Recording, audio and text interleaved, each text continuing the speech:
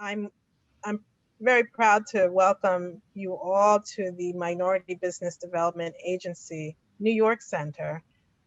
Dr. Shang Zhu and I are the co-directors of the center, and we have Ethan Penha, who's our program associate. Our Minority Business Development Agency is the only federal agency that is dedicated to support the growth of minority-owned businesses. And this is nothing new. The MBDA was started under the Nixon administration, and so it's very well ensconced in the federal government, and it's a well-loved program on both sides of the aisle, I might say. We're so fortunate to have leadership in our center. Our center is known nationwide as the infrastructure center for the country.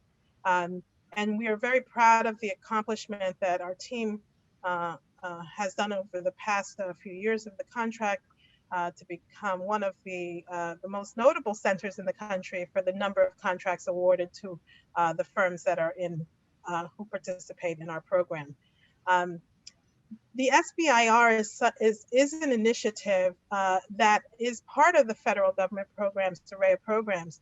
And we encourage all technical and scientific companies and startups to look into membership in the MBDA and connect with our programs to learn more about how we can help connect you to other federal agencies. With that, I know Patricia Tomsison, who is our project lead for SBIR within the MBDA, runs national programs and would be here today. But I think because of the timing of our event at the end of our program year and just before the beginning of our next one, everyone's trying to get a little fishing time in, as they say. So with that, I'll hand off to our program associate who's doing leadership around SBIR for our program, Ethan Penha. And I appreciate so much all the work that the team has done with respect to this. This is the second of two programs. So Ethan, thank you so much. Thank you, Roxanne. Thank you everyone for joining us today. Again, my name is Ethan Pena, and throughout the past year and a half, our center has been looking to further the outreach when it comes to the SBIR grant and other innovative research grants.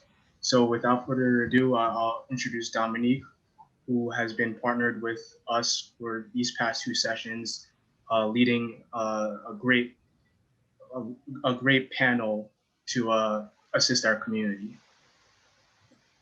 Thank you, Ethan. So hi, everyone. My name is Dominique Aubrey, and I am the moderator today. I run a company called Growth Founders, and we focus on pre-seed through Series A companies that with diverse founders who also receive SBIR and NFS grants, phase 1 and phase 2.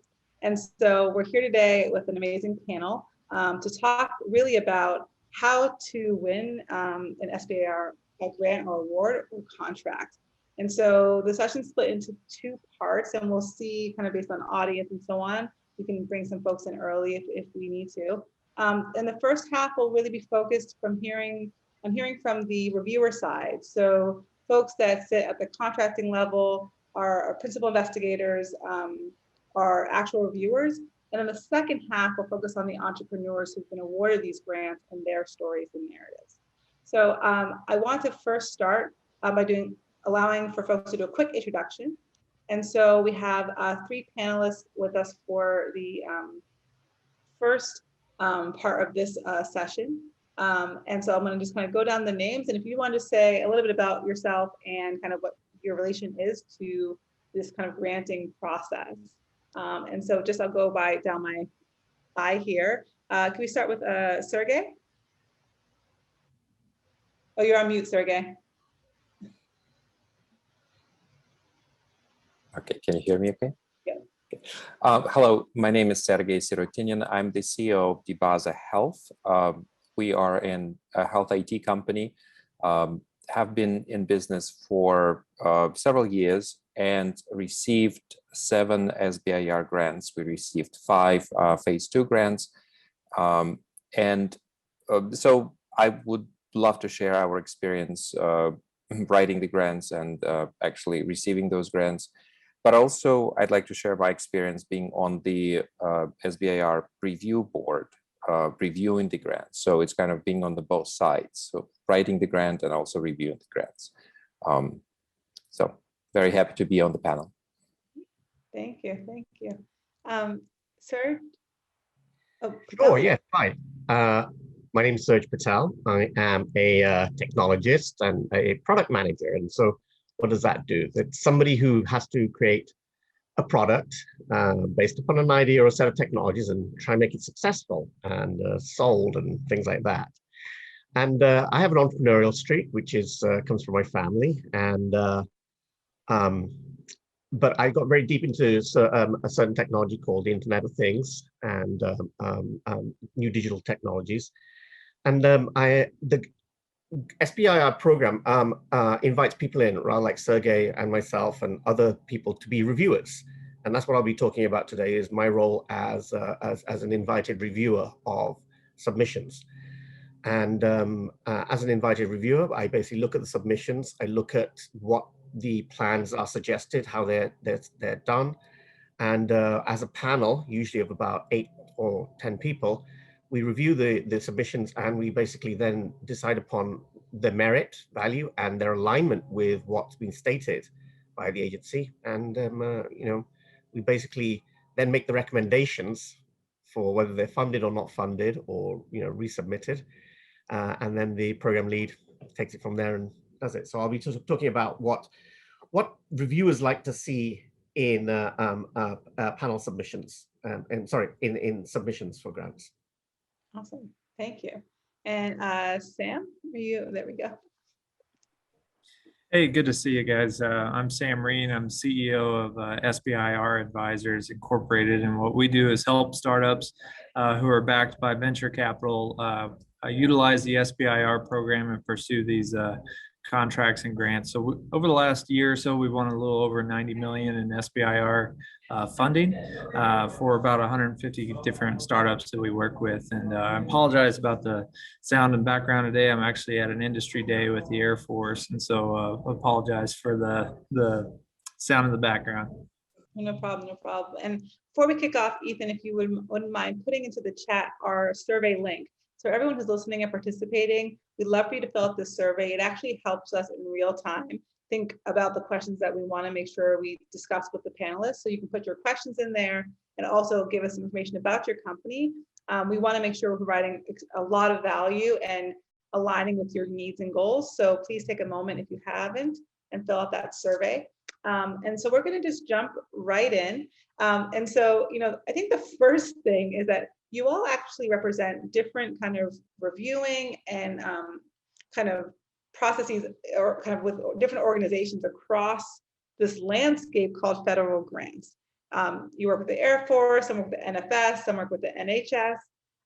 And so given your experiences, what are you seeing? What's unique about the thing that you focus on? So what's coming from the divisions and departments that you're working with as kind of requirements, goals, mandates around how they think about their grant giving? Would love to have either anyone can start in here, but we'd love to have you guys share. Sure, I'll kick it off because there's a bit of a lull in the noise, so I'll take advantage. Hey, so with the Air Force, what they're looking at is they're one of the only agencies that has an open topic where they don't tell you prescribed, hey, here's what my problem is. Instead, they say, we have a wide open, we don't know what our problems are. We need you to tell us what you think the Air Force's problems are and what your solution is to fix it. So it's wide open. And because of that, they get a lot of proposals. Every round, we're seeing about 2,000 to 3,000 SBIR proposals, around 400 to 500 STTR proposals for phase ones. And when you get that many different kinds of technology, it's very difficult to compare apples to oranges coming through that open topic. So what they really focus on and look at is commercialization traction. It's the one thing all companies have in common, and that's investment and revenue. And they kind of rack and stack companies that way because they use that to validate that your technology has merit. They don't have enough engineers or scientists in the world that knows 3,000 different technologies. So they look at, okay, if you have sales, if you have investment, well, that validates for us that someone has looked at this and validated that it has merit because they put skin in the game through purchase order or investment. So that's how Air Force looks at it. And I guess over to one of the other guys for their other agencies. Yeah, the opposite's happening over there, right? So I know you're about to jump in and say the NFS doesn't require any of that. I was going to say the National Science Foundation, who are very kind to invite me to review SBIRs. They take a slightly different approach. They do sort of say which areas they're interested in soliciting. So the National Science Foundation was set up in the 50s to actually help with primary research, and that's mostly been with academia. And then with the advent of the SBIR program, they wanted to basically bring and take that ethos of primary research, and maybe not so primary, but what do I mean by primary research? You know, doing experiments in labs that try to discover new things or try to understand new ways of working.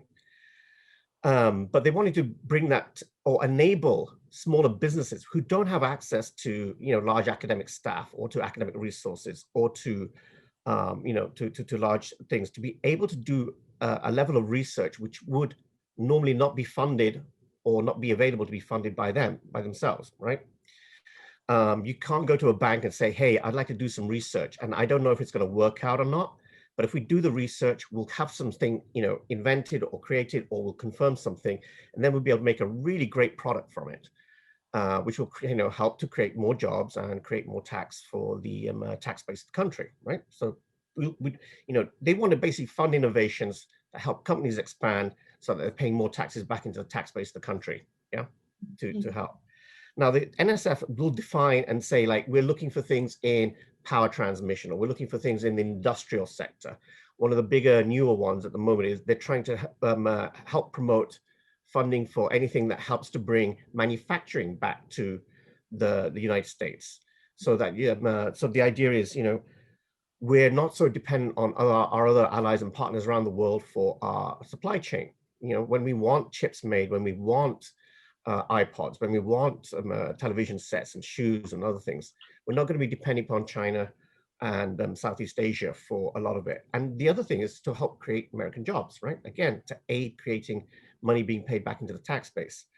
So they have different, you know, sections. So Internet of Things, they have space, they have primary materials research. They'll, you know, have other areas. And the key thing to remember about the SBIR is that they will do a grant. So they will give you, in phase one, SBIR phase one, they'll give you up to about $250,000, strings free. The idea is that basically they will give you money. They won't take shares. They won't, you know, hold you very, very accountable on the delivery. But what they will do is first qualify that you are a credible person and company to be able to do the research you say you're going to do, and that the product you say you're going to make from it is going to be sort of credible. So they're not just giving money out for free. What they're trying to do is take a good bet on you. And in the proposals, it's up to you to show that you are a good bet. And one of the key things I've learned or from reviewing them is there's often a misalignment in terms of an entrepreneur, because we're trying to say, oh, look, everything's done. And this is, you know, and I love Sam's input as well, because with the NSF, we're looking for risky, high reward, high risk research, okay? So for an example might be, I'm gonna make a special material, or I'm gonna do some research on it, and it's gonna cost this much money. But at the end of it, if I prove that this research will work, and here is some evidence to show that it will work, or there's a good chance of it being true, that I'm gonna then make this product with this company, and we're gonna be able to solve some problems and grow jobs and other things. So the NSF is more looking for things that will help a small business, but the small business needs to do some risky research, which nobody else, and they are unable to fund. And maybe, sir, can you add to this, Sergey, around, is this similar to the NHS in terms of what the NSF is doing, or is it actually different?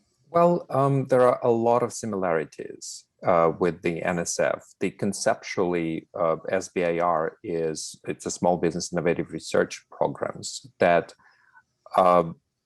really focus on helping entrepreneurs to do some basic research, but also to think about how this basic research can be applied. And that's why the SBIR is typically broken into several phases. The phase one, it's typically a feasibility study where you have an idea, you have a way of doing things differently or using already existing technology, and maybe you find a new way of utilizing this technology. You have a hypothesis and you are trying to validate your hypothesis. So that's kind of a first phase, typically 6 months, maybe 6 to 9 months, so that you can actually get to that point where you can say, yes, my idea is worth pursuing further. And then you have a second phase where you're saying that, well, now I know that my hypothesis can be validated. I want to build a commercial product. And then you basically build a product. With SBIR, you have specific requests for applications, for example, where federal government would ask you what specifically they're looking for or interested. Or you may have a very open area where you basically come up with your own idea and you write an application to validate it and then to build a product. You also have another mechanism which is called a contract mechanism. That's a bit different. And the contract is very specific to a certain area or a certain product that federal government is looking for you to deliver. But in terms of SBIR, and the contract is also SBIR, they are under SBIR. I'm sorry. I think that, and that's very helpful to know, because many of our small businesses there's a little mystique around the SBIR process, where many business owners think that there's an invention that they have and that they want that SBIR to fund it. And in reality, it is more like an RFP, RFQ process where you're responding to a need, and you're trying to fit what your invention or your innovation is to that need, and that's your proposal. Is that essentially correct? It is very important to understand the alignment and to see what are the really specific, because the federal government, like with National Institutes of Health, for example, priorities are shifting, but there are certain basic priorities that always there, and you can do research in those areas, but you also can think in terms of what are the current needs are. And we spoke about this before, but it's always a good idea to consult or to get connected with the program officer and to speak with them about, here is my idea, that's what I'm trying to do. Can you help me? Maybe can you steer me to like how I can go about this? Having one pager, sending to them, and then starting the conversation. That is typically a best way to do it, because there is so much information. And I think that one of the biggest concerns is that when people start thinking about SBIR or writing SBIR, they kind of get drowned in a lot of different pieces that they have to go through. And I think that you can kind of eliminate this problem a little bit by speaking with the program officer. And maybe we could talk a little bit, I think about the program officer, but I want to kind of double click on the contract versus grant.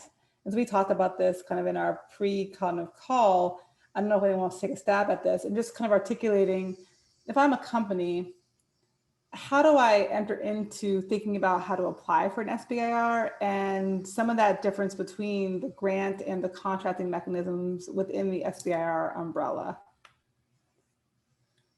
I'll take a stab, Dominique. I'll take a first initial run at this.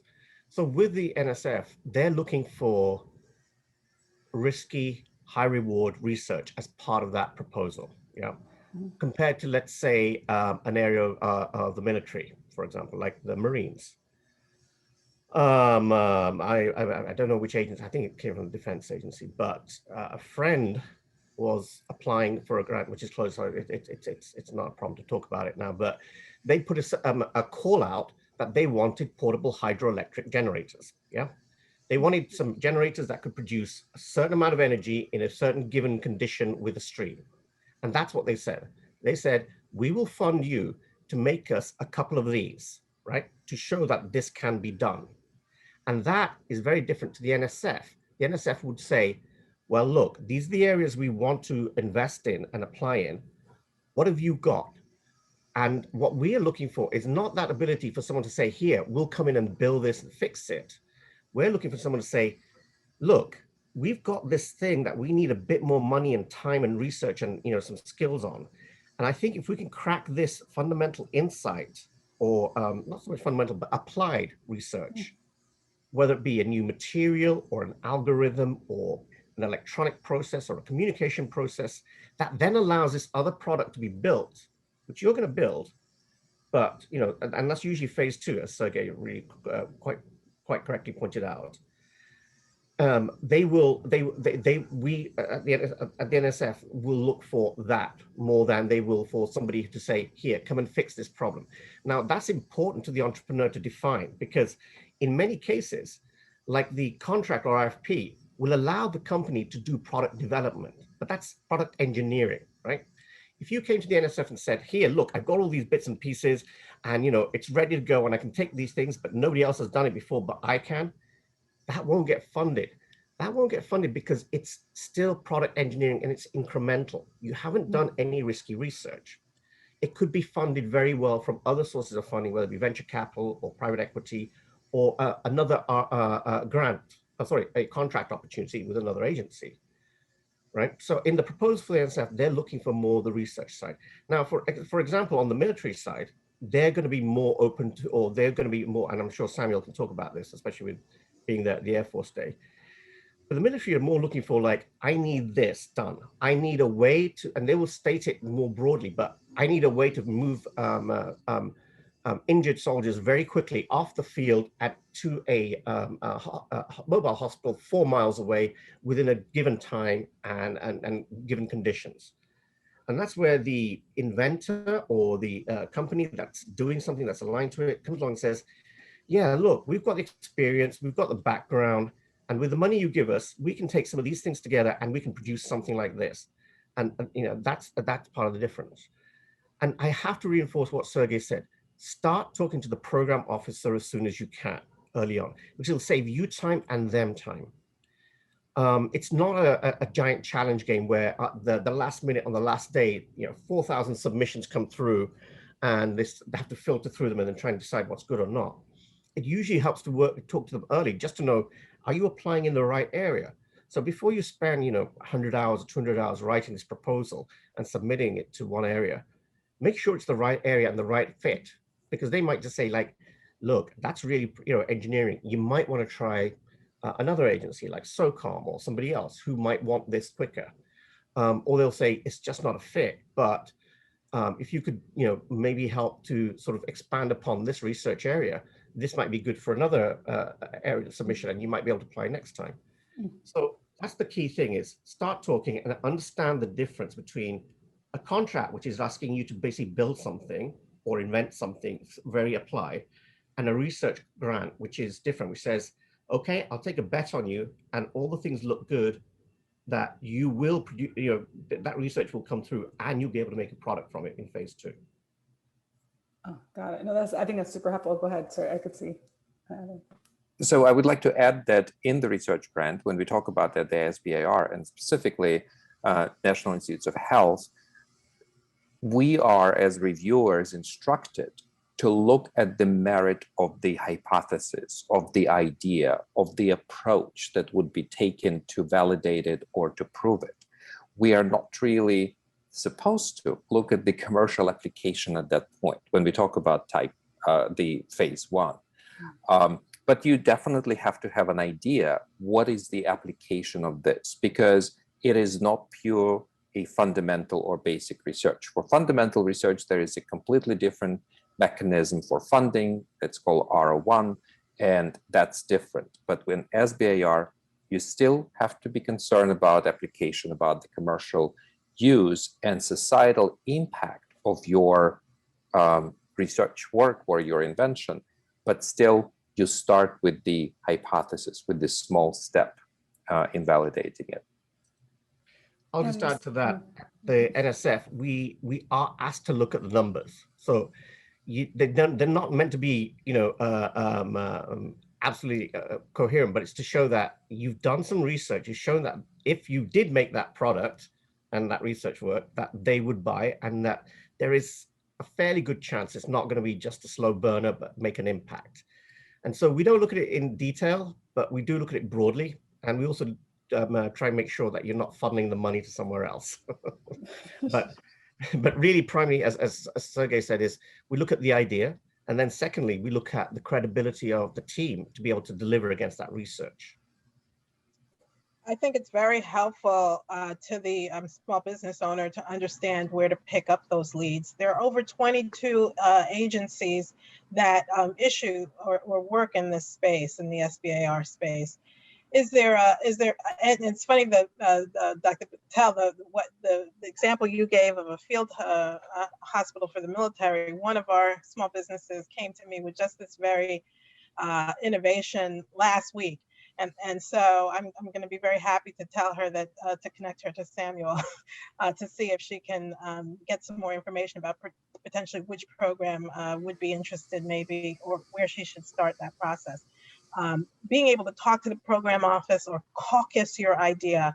How do you narrow it down in terms of the number of agencies? They're all looking for such diverse topics at several different moments during the year, and it's not all at the same time. So I know they've done some work on the website. Is that a good place to start looking? Samuel, I think.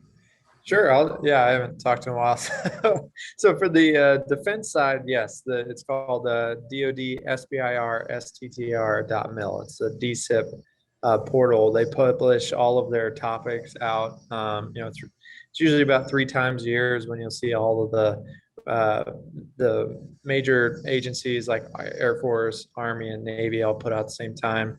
DARPA tries to follow along there too, but occasionally there are some out of cycle topics that come out, but you can apply your email to the subscription there, and then they'll let you know whenever new topics are releasing. So always keep an eye out on any of those. And what they do is they put it out for a pre-release period. So before the solicitation opens and you're able to start submitting proposals, they will put it out for what they call pre-solicitation, which is 30 days prior to the solicitation becoming active. They will put the problem statement out, and they will actually put people to reach out to. They'll say, these are the technical point of contact. So TPOCs, we call them. And you're able to reach out and have a conversation with those folks up until the solicitation release. Once the solicitation is fully released, and for the next 30 days, as proposals are being submitted, they're not allowed to talk to anyone. So they kind of go into a silence period. But before that, you can talk to them. And if you think, hey, this topic seems like something I could do, you definitely need to reach out to them. And they will tell you, after technical conversation, they'll say, that you're warm or cold, or, we look forward to your proposal, and kind of give you a thumbs up there. So that's, how you know that you're a good fit for one of the special topics. But the open topic, like the Air Force does, the defense, DOD is a huge agency, so they kind of spread the gambit as far as different kinds of projects they're looking for. But as I was talking about earlier, the open topic that the Air Force does, they don't tell you what their problems are. So the pre-release is simply there's no technical points of contact to reach out to. The pre-release is just letting you know there's going to be an open topic again this round. And the open topic is helpful if you're kind of at a later stage and you want to take a commercial solution off the shelf and push it to DoD. The open topic is the way to do that, because then you can say, this is a solution I already have, that I have sales from, or I have investment from, and I think it has a dual use. It's obviously got commercial traction, but I think it could have defense traction. That's what you would push through the open topic and say, this is the problem we solve on the private industry side. We think Air Force has the same problem, and with some adaptation, we could solve that problem. And so back to what Serge was saying about, R&D funding, there's less research and development under the Air Force side. You know, they're not looking for science projects necessarily on that side, but they're looking for commercial viable solutions that need to be changed a little bit, adapted to a DoD use case. And so the R&D, the development, is being done on the adaptations of those commercial items. And so that's how they use their R&D dollars. But other agencies like DARPA and Army and Navy, you know, they're still kind of in the special topic mode where they tell you specifically, these are the problems I'm looking for. And if you're applying to DARPA, they are looking for feasibility studies and very basic fundamental research. If you're talking to Army or Navy, they're probably looking for a TRL 4 or 5 or a little around that. But you definitely need to have a conversation with them to make sure that you're hitting the mark on those special topics before you apply. And I'm going to ask 1 or 2 more questions, but if people also have questions, they can put them in the chat, that we can also start to answer for the folks on the panel before we switch to the next panel in about 10 to 15 minutes. And so you guys have seen a lot of applications, to say the least. Thoughts around, and I think people ask a very standard question, which is, you know, what are some things that, you know, I can do to, you know, create a better application? But I kind of want to flip it on its head and say, what's the biggest missed opportunity that you see when people submit applications, you know, areas where there are just huge gaps, where they're missing an opportunity to shine or showcase what they're doing? Where are folks not putting enough energy in their application compared to other areas? Do you guys have any thoughts on that? I'll just say quickly on my side, very quickly, is with applications we see in my area of the NSF, or, you know, when I do my panels, is that there's a lot of confusion between primary research or high risk research and product development or product adaptation. We get a lot of submissions which are product adaptation. And, you know, and they're great and they're good proposals and they're good, but they're not ones that we can fund because, you know, they don't really say like, but we need some money for research, which is risky because it may not work, but if it works, it does this. That's the one. And then the second one is often people will put down the CEO or the principal researcher as somebody who's just not suitable to do that research, right? And what they do is they are suitable, but they just don't tell enough information about their background to say they are capable of taking this idea and exploiting it and doing it better. People do often just turn up and think this is a pot of money from the government, and, you know, we should get a bit of it. And, you know, here's a great idea that would be funded by a bank. So why aren't you funding it? And I'd say that's the biggest missed opportunity is checking the alignment of what you write down, what you submit. And then the last one is this.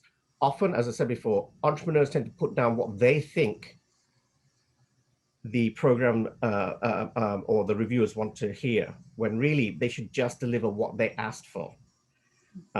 Because often entrepreneurs are classic. They will overthink. They think the future, and they're like, they must really mean that they want to know about this. No, just tell us what that research is, what that is, and, you know, what you've done to see that this could be a product. And that's the key thing is write down clearly, without too much jargon, what it is you're going to do and how it's going to be done, and show that you're the right person and the right team to do it. That's the biggest misalignment I see. Yeah, on the defense side, what I see is really important that is kind of overlooked is that some companies think they can come off the street and apply and have a good solution and be picked up. But on the defense side, they really want to see letters of support and that you've done some of the business development on upfront and made some connections with end users or customers on the defense side who can validate that your technology is good and is wanted. The SBIR STTR program in the DoD is a acquisition tool, and so they're looking to transition this technology to the warfighter to help them with their mission. And so even if your technology is you know, like I said, it's little it's not ready for develop or deployment yet. There's a lot of testing that needs to be done. There's a lot of research that needs to be done. They still want to see that it's based in a problem that is, validated by an Air Force or DoD customer. And so talking to someone on the defense side that's not in the SBIR STTR program prior to submitting your proposal is very important, and trying to get a letter of support from them is key. So really what helps these proposals stand out from one another, especially in these open topics, when you have 3,000 proposals, everything from pillows and satellites and everything in between. What can make a proposal look different than another one is a fat stack of letters of support behind it, and so that's important. Super helpful, Professor.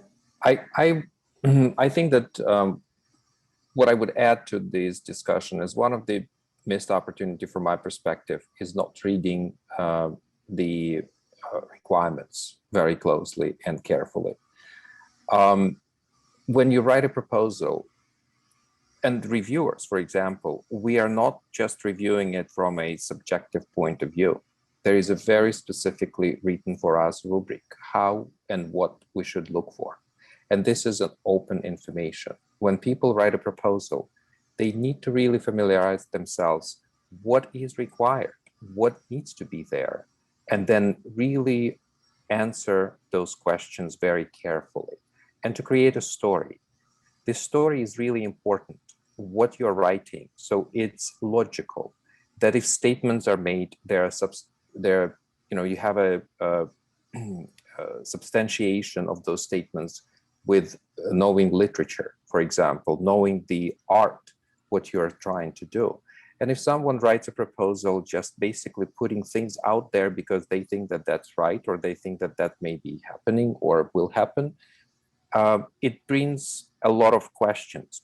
For reviewers, the important thing is to hear the story, see the substantiation, see the logic, and basically understand how the person think about it, how the hypothesis is created, what are the different resources they have, the team that is actually going to implement it, how the competencies of the team are linked to the work plan.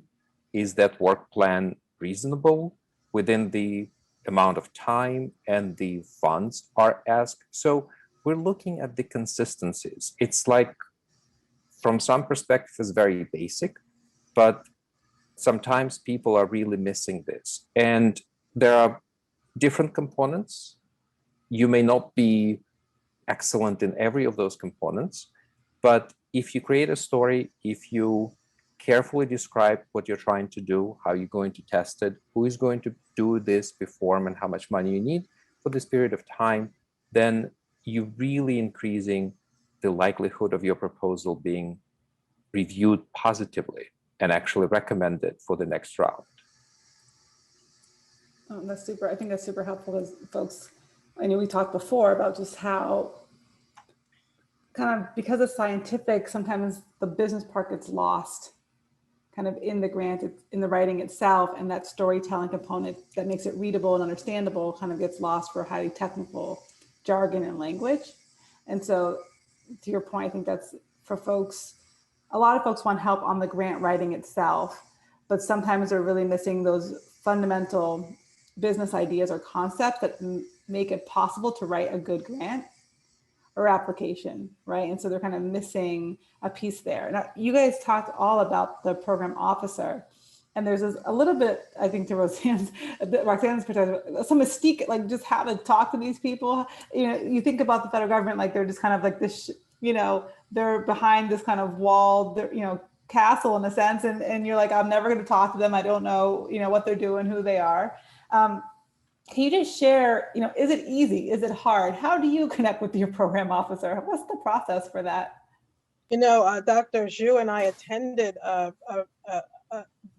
similar discussion a few weeks ago with a program officer, and a very smart, very enabled team from the West Coast universities, one of the California technical universities, had a great relationship, spoke with the program officer. Their idea was cultivated. It was good science. They had a perfect team.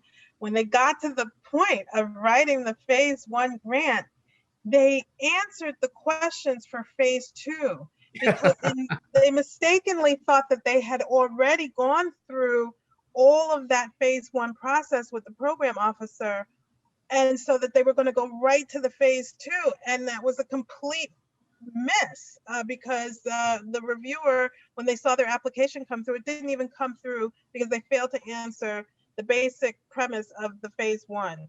So Dominique, it's not a terrible thing to have that relationship, but then go back to the fundamental of, are you answering the application and are you applying for the right program? Can you all speak to that? I'm going to just I'm going to go back a little bit. And Dominique, you asked a question, which is, there are 22 agencies. Where do people go to find the, requests and solicitations? And like, I'm going to give a little bit of a simplified answer and stuff but you look on the agency websites, right? But there is also like a centralized site that brings it all together called grants.gov. They are in the process of rewriting it. It is there at the moment, I think, and it could be a lot better. But then from that as well also is agencies like Samuel runs, and like there's another one called Turbo SBIR, and they're also independent grant writers. These are people that usually will also be surveying and looking at what submissions are coming out, and they will have a mailing list and and availability. So if you find an alignment between the sort of grant writer who's specialized with the agency and in the area you are, they'll probably also be looking at and saying, doing the translation, because often these grants and requests can be very in government speak and coded, especially open grants, right? It'd be like, oh, you could do anything and everything, really? But let's look at the detail. And so they're very useful as well. And Turbo SBIR is one which has got a free email list. They're grant writing helpers, and then there are agencies like Samuel's, which which I take it will help. Samuel. I mean, I'm sure you could sell your agency a bit here, but like if I came to go and do a contract with the Air Force, I have no contacts in the Air Force. So, talking to customers, that's where agencies like that help with getting the application together and preparing it and starting that conversation. Now, as for starting and talking to program officers, as Samuel says, they're all made available online. It is their job, and they're paid by the government to be there talking to you. So they may be introverted by nature, but their job is to be able to answer your questions, help guide you and your process, or very quickly tell you, like, this is just the wrong area for you to be in. Go somewhere, try somewhere else. Here's maybe a very tactical question. How long are folks engaging? So to the point of just timing, we talked about once the solicitation goes live, the program officer is no longer available for about a month from when the date of the solicitation is available. So they have an announcement and then the solicitation, and that gap in between. How long are companies trying to build relationship and connection and trust with their program officers? Like, how long does that actually take? Is it one phone call? Is it 10? And if you only have a month or so to do that, what does that actually look like for people to do that piece? My thing would be allow them time. They're human as well. They've got a lot of things coming in, email, calls. It may appear terse and unfriendly, but it's just take it as a professional thing. It's not so much like a mentoring relationship. It's like a doctor relationship. Hey, I'm trying to do this. Okay, you should try and look at this. Let's look at where you are. That's that. They're not going to be your pals, but they're going to be, they're there to help you and guide you. Speaking from our experience, I can say that it's a very good idea to have a one-pager, something that describes your idea, describes your approach, describes what you're going to do, maybe even a brief plan, how you're going to do it, but it should be very short. It's a one-pager. And that's your introductory email. You're sending it and you're asking very specific questions. They are available, but they're very busy. And if you want to get something back from them, you provide them with the substantial information, so with substance. So we found that people are more likely to respond to you and schedule a short meeting when they understand what you want from them, and it's very clearly described. Got it. And I mean, I think that's super helpful for folks because they hear the word relationship and they're like, am I taking them out for coffee? Like, what's happening? Like, what are we doing? And in reality, what you both are saying, and I think I'm sure Sam would agree, is, you just want to have your ducks in a row. And to your point, it's like, you don't want to project and assume what they want to hear. What you want to share is where you are. So you can get direct feedback, and then you can implement that feedback. And maybe if you have enough time, you get to do that twice, right? And you're trying to basically refine your pre kind of work and pre-thinking before you actually work on the application. It sounds like that's really the goal of that interaction with the program officer. Is that the correct way to say that? Hi, Dominique. I'm Nadia Shalbe. I know I haven't been introduced, but I'm just going to jump in about this relationship question because I think it's useful to share my experience. This was a few years ago, so it was pre-COVID. So I met my program director in person at an event where he was attending at MIT, where he was giving some presentation about, NSF and what they do. There were several of them.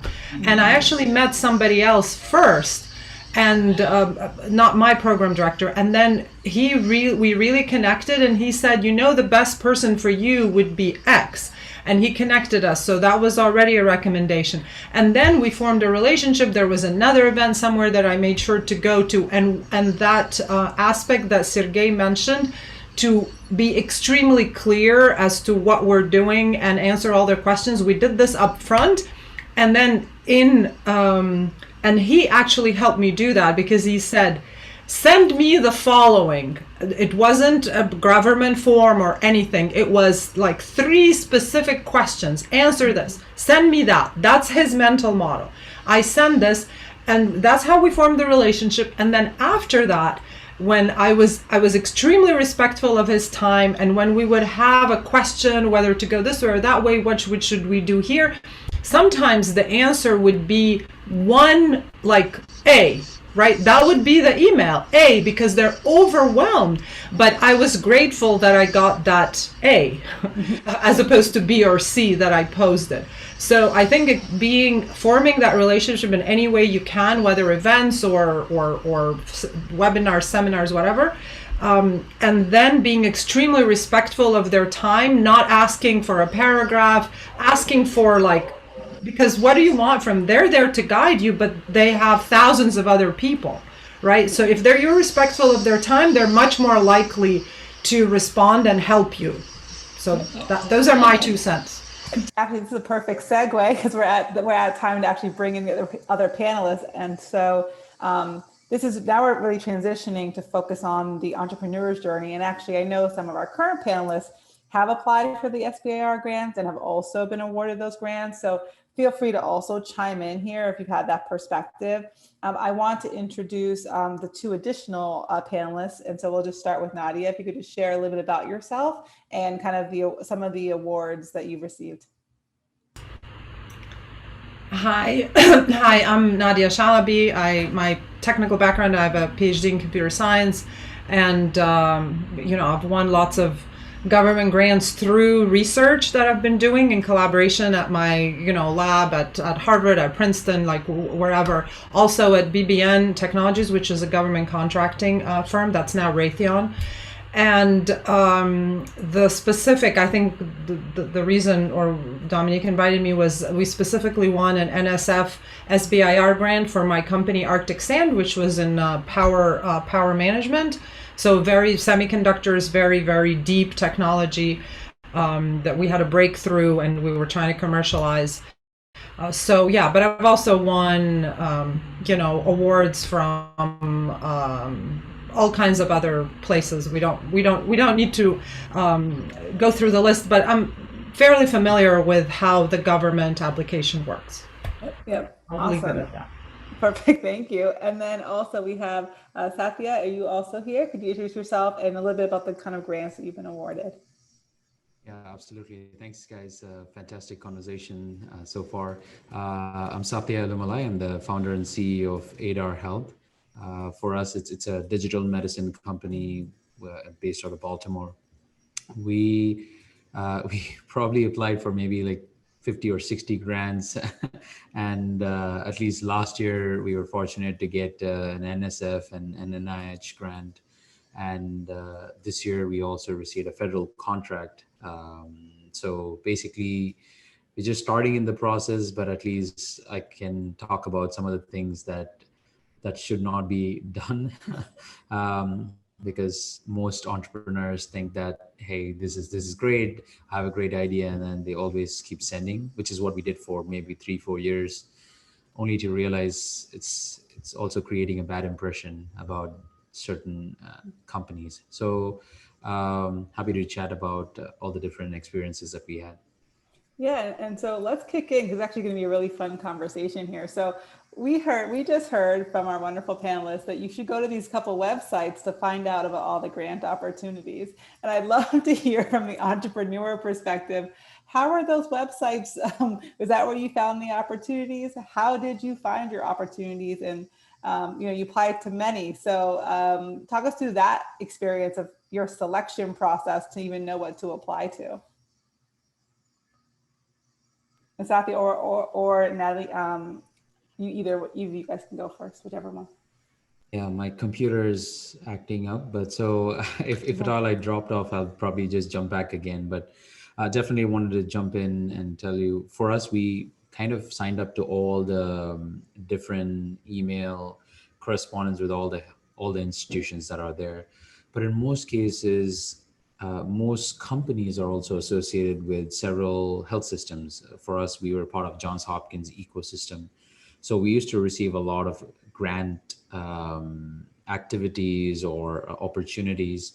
But another area or another interesting thing that I don't know if a lot of entrepreneurs know that, but NIH has identified several organizations, for example, M2D2 or the Massachusetts Institute or University of Massachusetts, and also Emory University and a few other organizations as their representatives to actually apply for grants there. So you can also apply for grants with these organizations, which will be funded through NIH. I think for us, in most of the time, we looked into the FOAs, and then we go into some of the things that are very relevant to our organization, because our device is more focused on heart and lung institutes and also cancer institutes. So we started looking into the institute that might be relevant to our opportunities. But in most cases, the incubators that we were part of, incubators or accelerators, also send out information about available grants which we may apply for. And Nadia, can you share here, because I know you have a good amount of savvy when it comes to the government side and the procurement side and a couple other pieces.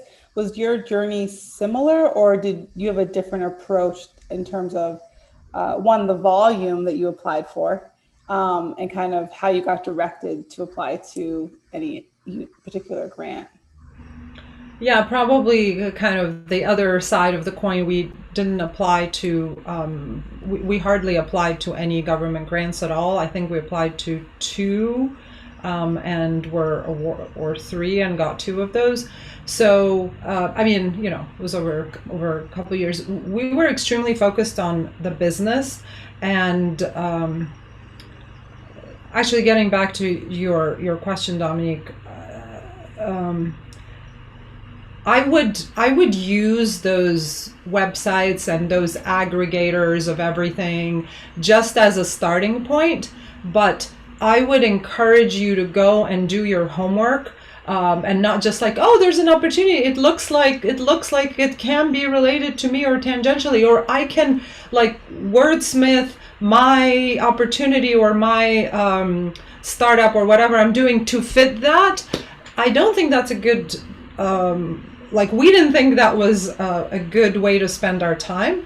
And so we were extremely focused. Also, there's a risk reward. There's some like state grants as well. So depending on the state that you're in, that will be different. So Massachusetts has a bunch of programs for research and commercializing research.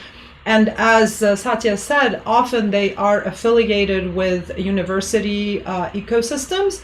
So if you attach yourself to a university ecosystem, you will kind of get into that whole echo chamber, if you will, and you will know what's going on a more, not just what's listed, but kind of a little bit more intimately. And so we were extremely focused because we were this very, very deep technology on ARPA-E, NSF, and a couple of other agencies, but we didn't go and apply for SBIRs in much smaller and bifurcated agencies that were smaller. Also look at the money and the risk reward. The risk is the time you're gonna you're going to be putting into the effort, and the probability that you're going to win versus moving along your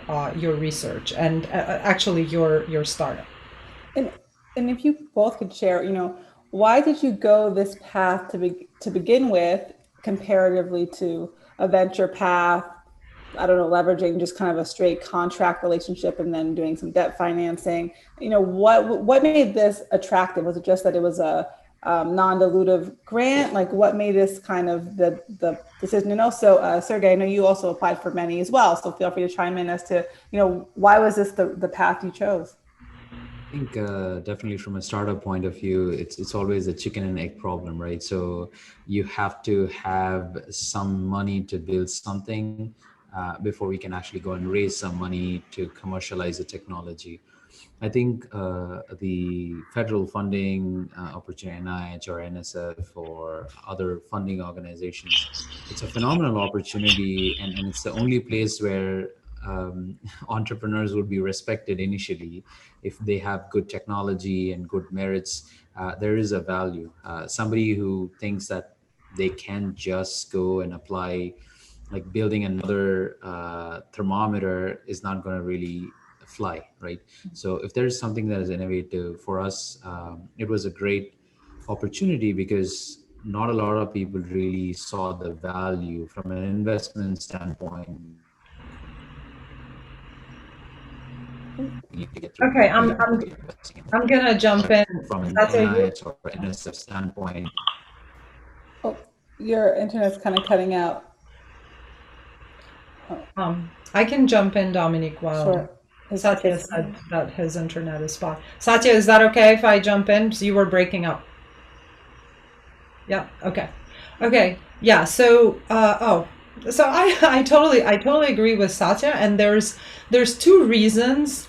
First of all, you should not be here if you don't have very deep technology or very deep science. There are other grants that are not such scientific or technology based government grants, and they really focus on deep new innovation. So if your startup is of a different nature, you should not waste your time. That's number one. Now, if your startup is of that first nature of deep technology, science, commercialization, then the value of getting, so you can go the venture way and it's totally fine, but the risk is extremely high, because if you're taking something from the lab and you can't take it to market, right? You have to kind of do this technology development, and the risk is high because not only because it's capital intensive usually, but also it may not work, right? And so venture capital wants to invest in something that will grow. They don't want to invest in science. They don't want to invest in inventing technology. They want to invest in commercializing technology. And so for this reason, of course, government funding, any kind, is non-dilutive, so great, check. But the most important aspect is this is not mutually exclusive with other kinds of investment. It is often, for these deep technology companies, a stamp of approval. So if I didn't yet finish and deliver what I said in the NSF grant or ARPA-E grant or whatever, and yet I got it, and the competition of getting it is so high, that is a stamp of approval that signals to the investors that there was a review committee that is, extremely rigorous, that out of all these thousands or tens of thousands of applicants chose Arctic sand, right? So that's already a check. Of course, patents, for example, that are issued or on the process of being issued is another check. So that is a chit in your arsenal when you raise money. So I think that's kind of the strongest aspect of it. And of course, as Satya said, it gives you some runway to develop the technology. Yeah. And then so you applied to many, and you applied to a few. Talk to me about the business journey behind the scenes. So you apply and it's a while, right? Until you actually get the grant. And so I think people kind of apply and then they're like, okay, wait, now what? Right? And now I'm back in business, I'm back in the world. I still have to figure out how to make it through. So what was the journey in between, and then kind of what shifted once you received the grant? Is Satya back? He's back. Do you Yeah, I'm back. I can jump in if you get one. Sorry about the technical issues. So as you said, getting these grants takes ever. You start with 1 point, and then by the time you get the grant, it's almost a year, and sometimes it's even more, at least with the federal grants. But how we started to approach this is we started applying for grants or things that we would be doing a year from now. And we know the technology would be there, and then we know the time, and then the people would be there to do that. And we also did another thing where we started talking to several customers and asking them what would be something that would be interested. And based on their interest, we'll start applying for those opportunities or those things that we wanted to develop. In that time, we also have a letter from a customer saying, I want this technology, I want this solution. If it's developed, we would love to put in the money to actually buy that or use that technology. So that's what we have been doing so far. In the meantime, there are small state grants that we applied, which are like shorter time frame. Essentially, you apply for and like you might get it in like 1 or 2 months. So those are the things that were helping us through the process. And of course, there were angel investors who helped us to survive until we get some money from the federal government. So also, okay, so you had definitely like a mixed kind of financing model. Oh, was that the same for you as well, Nadia, or did you have angel investors or some kind of other financing, or was it just like research based at the university? Yeah, I mean, fairly similar. So our focus was not government grants at all. Our focus was commercialization because we came out of MIT, so we came out of a university environment and really did all the diligence as to whether to commercialize, why would we commercialize, when, who, all of this. So we already had that project under our belt, and in the process of undergoing that diligence for ourselves, we had talked to many not only potential customers, but also competitors. And our breakthrough was so far from anything that has been done over the last 30 years in that space in the industry that everybody was immediately interested. And so we formed so we were going the commercialization path. Once we decided, okay, we're going to incorporate and start the company, we were like full in on developing and, whatever resources we could do, we could use building a team. So my co-founder was still at MIT in his lab, even though we tried to keep it separate, different conversation. But yeah, so we were going full steam with the commercialization process and acquiring those, forming these relationships in the industry.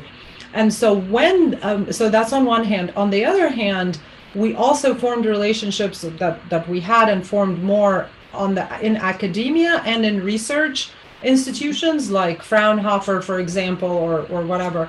That is very helpful in, say, ARPA-E.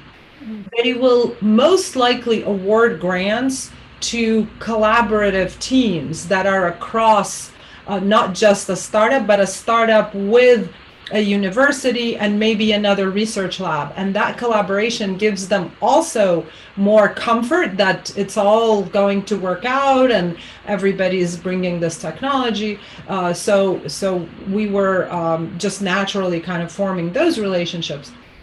And in terms of funding, yes, we had prize money, quite a lot of prize money, actually. We're very fortunate, as well as an angel investment for that time, and then the SBIR came as well. So it was all in the course of 1 year, and somehow halfway through the execution of the SBIR, we were able to raise a big round, our Series A back then.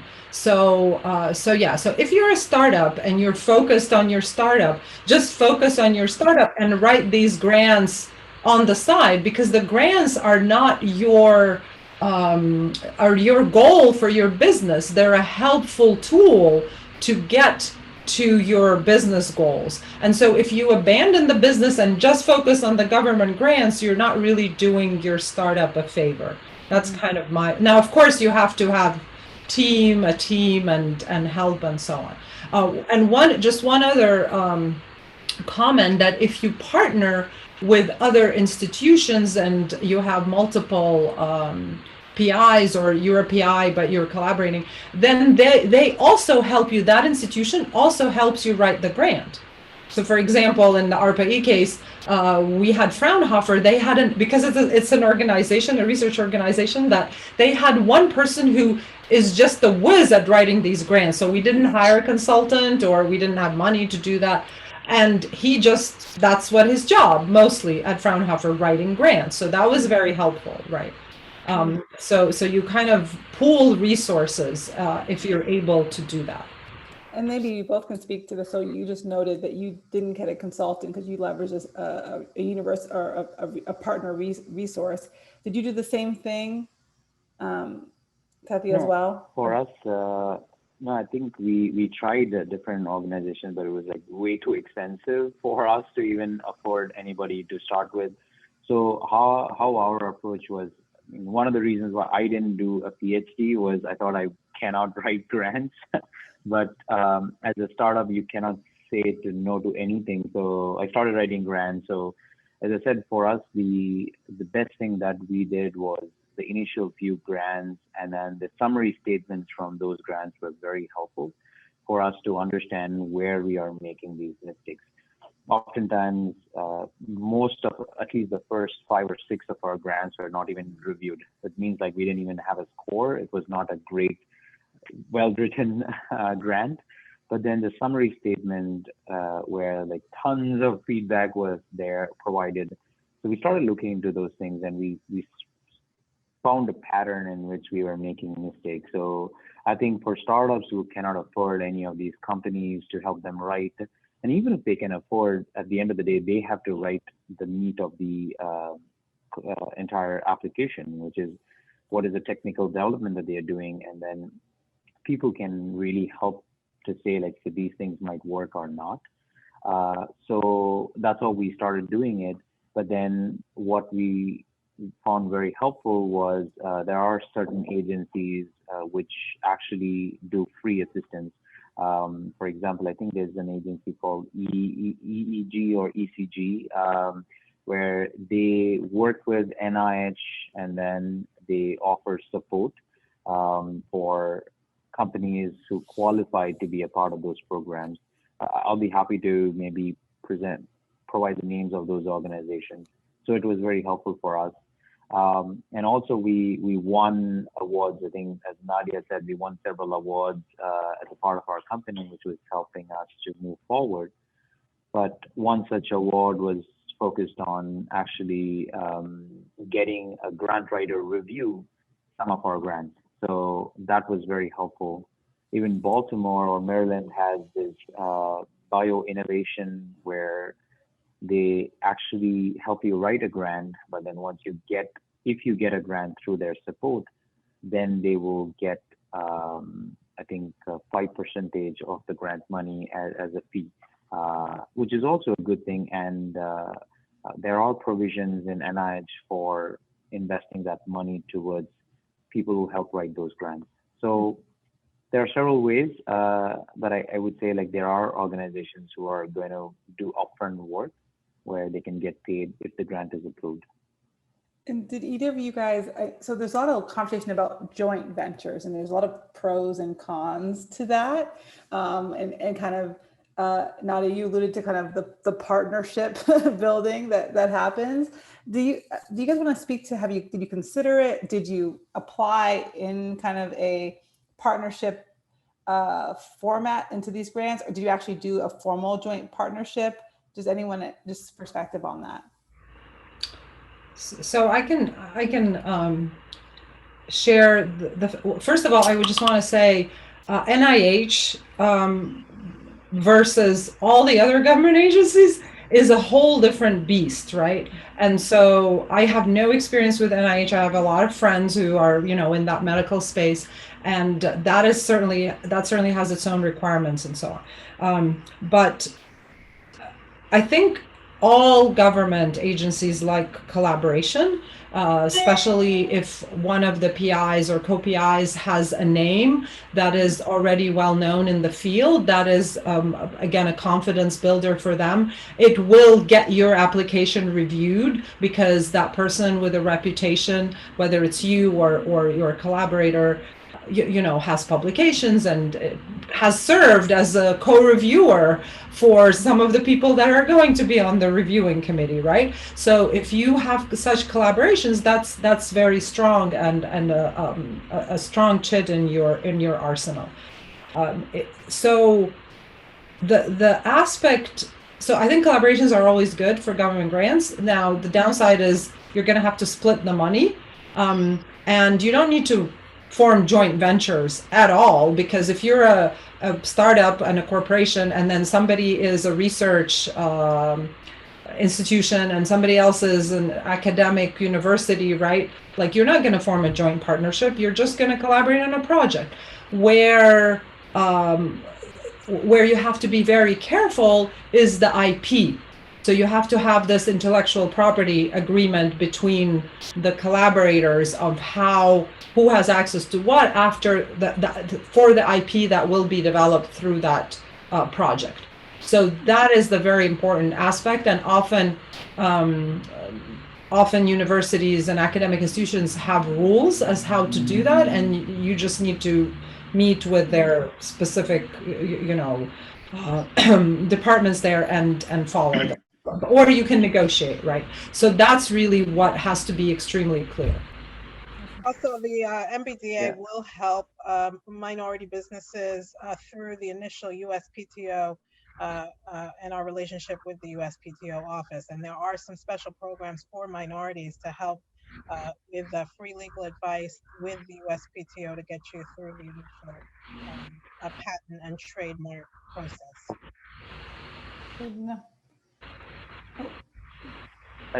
No, I think definitely when you're talking about collaboration, I think you're also referring to SBIR grants, right? Through working with physicians or working with the researchers from universities. That's also something that is great, but to Nadia's point, I think the only challenge is where the IP sits, and then how who owns the IP becomes a little bit more tricky in that situation. But for us, I think it was really helpful. For example, one of our grants that we recently wrote was focused on using our solution in partnership with several opioid clinics to see if they can use this device for an innovative application. So where we actually clearly use them as more or less like a partnering organization, more or less like a consulting or third-party organization, and not as somebody who is part of the grant. So in that way, it was very helpful for us. We were able to differentiate. We were getting the money and we were paying them for their services, and not as a combined owner of any of the IP that was generated. So that's another thing where I think working with some good lawyers and then executing such agreements would be very helpful. Of course, NIH or NSF is not going to ask for such agreements, but us personally as a company having that would be very helpful in terms of understanding what's the final outcome and who owns everything. No, I think that's super helpful. People get really tripped up, I think, with the legalese of the process, how it fits into their business, kind of the granting kind of process. I mean, there's a lot of documentation, right? This whole thing is a document heavy, and it can be overwhelming for folks.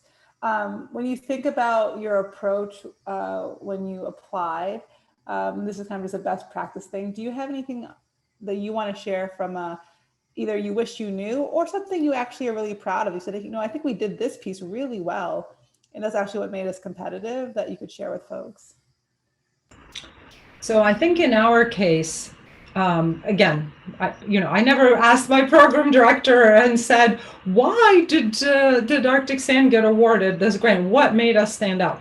But I'm pretty sure that the most one of the most distinguishing kind of aspects of our application was the fact that we had the recommendation letters or support letters from industry, from the top companies in the world, that this is their core business.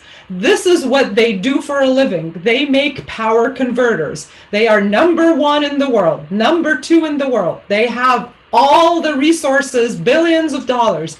And they wrote support letters saying they want Arctic Sand to develop their technology. They're interested in it. They want to collaborate. They want to invest, right? They want to be, they want to support us because they want to see this technology. And so through Arctic Sand. And I think this is, you can't beat that, right? Because it's not your friend or your professor or somebody assessing it. It's the people who are developing these products in the millions and have existed, right? It's those top companies. And so, and the reason that we were able to do that is because, like I said, we focused on our commercialization. We were very, very startup focused and not at all like research or grant focused. And so when we had the opportunity and there was a good fit to apply for a couple grants, then we were able to draw on that support. And they wrote these amazing letters. And you know, if we were to succeed and not collaborate with them or not partner with them, we would be competitors, right? We would be displacing them, and yet they were writing these support letters. Now, of course, these individuals who were writing these support letters had PhDs, right, working in these companies, so they understood the potential of the breakthrough and what that could bring. And that's really because you did the research while at MIT. So by the time you went to the grant side of things, you were prepared for commercialization. The research had already been done. The program had been developed. There is a very big difference that brings us into another conversation that we don't really have time for. But in a nutshell, when you have a breakthrough in the lab, this is like science, right? Or engineer, it's science, and you show a result that it's possible. For us, this was more like a physics result in electronics. However, in order to commercialize something, you need a product specification.